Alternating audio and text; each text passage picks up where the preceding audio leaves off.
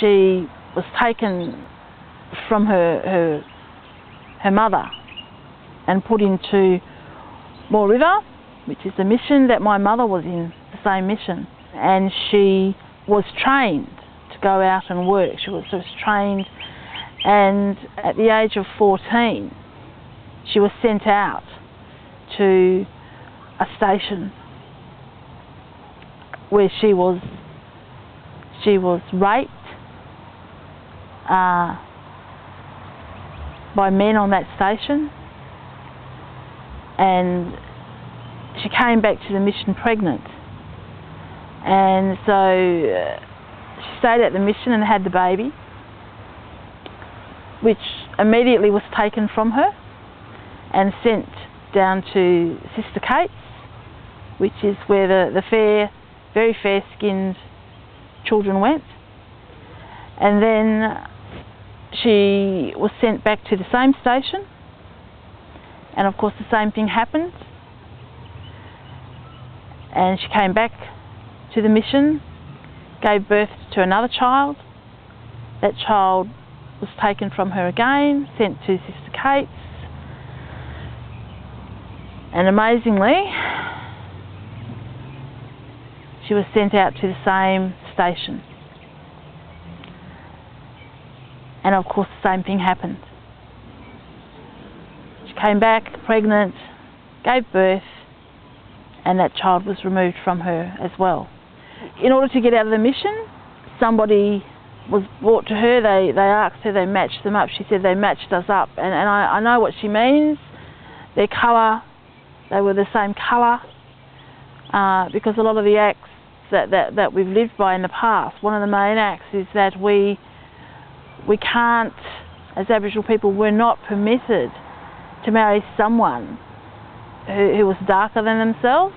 Had to marry someone the same colour or lighter than them. And this was the case for her. So she married a man, and they had children, and her children she raised with him, and she told me how difficult this was, because always in the back of her mind was what had actually happened to her as a young woman, and she always wondered about her 3 other babies that were taken. She ended up drinking alcohol, and she said to me she drank alcohol because it killed the pain, it numbed the pain, and while she was drunk she didn't have to think about what had happened. That would go away. She also said the alcohol stopped her from killing herself, that it kept her alive, and she could cope. She could cope better because she could always turn to alcohol. She ended up, of course, becoming an alcoholic, and I guess going to a very dark place where her husband and children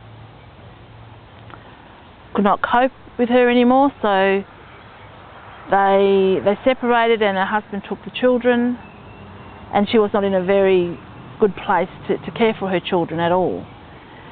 So she ended up living in the parks,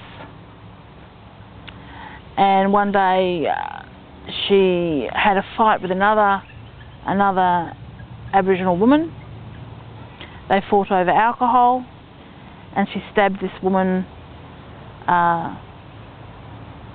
with a bottle that she'd broken off, and stabbed in anger, and the woman died. So she was charged for this incident, and of course for murder, and went to jail. She said she looked at jail as, well, at least she could dry out. Still addicted to alcohol though, but she said that in jail for that time gave her time to reflect and think about her life. But the positive thing for her was she met a social worker who worked in the jail, and the social worker started to talk to her and listen, and she came to a place where she knew she had to deal with the alcohol when she got out. So she started to prepare herself for when she got out, and went to AA. She said that was very difficult because she was the only Aboriginal person there, but she wanted to do that. Admits that there were times when she slipped back and started drinking again, but then picked herself up and got on the straight and narrow again. And from there, she decided to study to get a qualification, and she said that she could start to heal. She started to heal, but she said what she had to do first, before she started to heal, was to let the past go. And in order for her to let it go, she had to forgive. She had to forgive the people in the mission, the missionaries, the manager of the mission. She had to forgive the station owner and his sons and workers. Had to forgive them all. And she had to also forgive herself.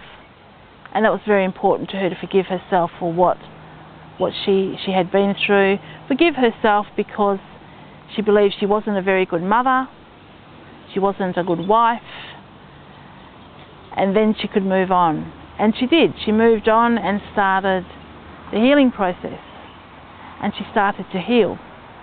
And her life became richer, and for her, she went back to country where she was born, and where she lived until the age of 7 or so, 6 or 7, when she was removed.